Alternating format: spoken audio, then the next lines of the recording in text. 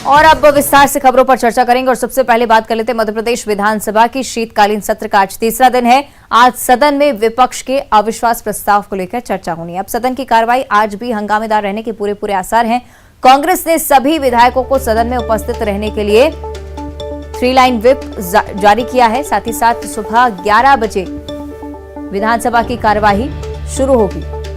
तो आज भी नजर विधानसभा की कार्रवाई पर, क्योंकि आज अविश्वास प्रस्ताव पर चर्चा होनी है। आमतौर पर ही विपक्ष की तरफ से हंगामा किया जाता है। अब चूंकि अविश्वास प्रस्ताव पर आज चर्चा है, हालांकि पक्ष की तरफ से यही अपील है, सत्ता पक्ष की तरफ से, कि हंगामा ना हो, चर्चा हो।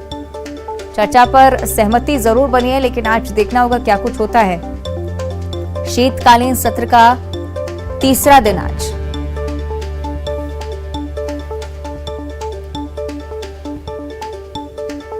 तो कई सारे मुद्दे जो कि विधानसभा में चर्चा का विषय रहेंगे।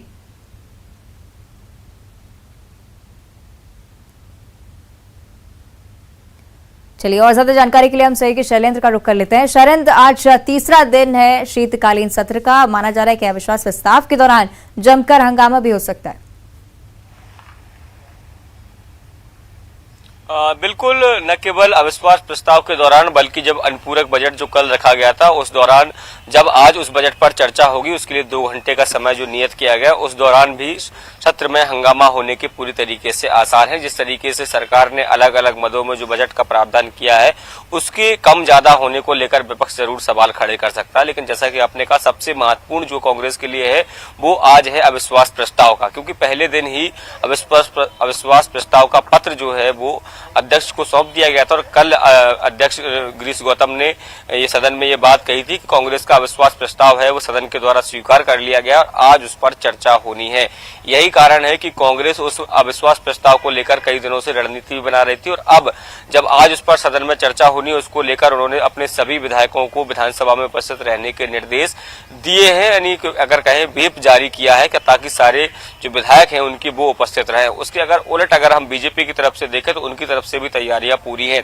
जिस तरीके से पहले दिन जब सत्र में अविश्वास प्रस्ताव जो है वो विधानसभा अध्यक्ष को सौंपा गया था, उसी दिन देर शाम को मध्य प्रदेश के मुख्यमंत्री शिवराज सिंह चौहान के आवास पर एक बड़ी बैठक बुलाई गई थी, जिसमें मध्य प्रदेश सरकार के तमाम मंत्री और विधायक शामिल हुए थे। इसके साथ ही उस बैठक में चर्चा हुई थी कि जिस तरीके से जो मुद्दे अविश्वास प्रस्ताव में भी कांग्रेस द्वारा लाए गए हैं उनको सदन में किस तरीके से जवाब देना है, किस तरीके से उन मुद्दों पर डिफेंड करना है, इसको लेकर रणनीति जो है बनी थी। हालांकि कल की बात करूं तो दोनों ही राजनीतिक दलों के नेताओं की तरफ से बयान दिए गए हैं कि दोनों ही राजनीतिक दल जो है अविश्वास प्रस्ताव पर चर्चा करने के लिए पूरी तरीके से तैयार है।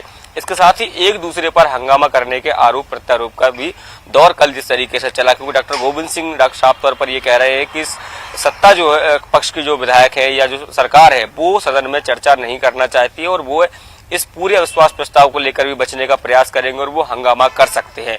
उसके उलट अगर हम बीजेपी की तरफ से बात करें तो सरकार के प्रवक्ता संसदीय कार्य मंत्री नरोत्तम मिश्रा ये कह रहे हैं कि वह सदन में चर्चा करने के लिए तैयार हैं, लेकिन अक्सर ये देखने में आता है कि कांग्रेस के लोग जो है वो अपनी बात तो कह लेते हैं लेकिन सरकार का पक्ष नहीं सुनते और ऐसे में वो पलायन कर जाते हैं। अब देखना होगा कि आज जब अविश्वास प्रस्ताव पर लेकर चर्चा होती है तो सत्ता पक्ष और विपक्ष किस तरीके से धीर गंभीर बनकर इस पर चर्चा करते हैं या फिर किसी मुद्दे को लेकर हंगामा होता है और हंगामे के बाद चलिए देखने वाली बात होगी शैलेंद्र, आगे क्या कुछ होगा। शुक्रिया आपका फिलहाल इस पूरी जानकारी के लिए। मध्य प्रदेश की हमने बात की और अब एक खबर जिससे 36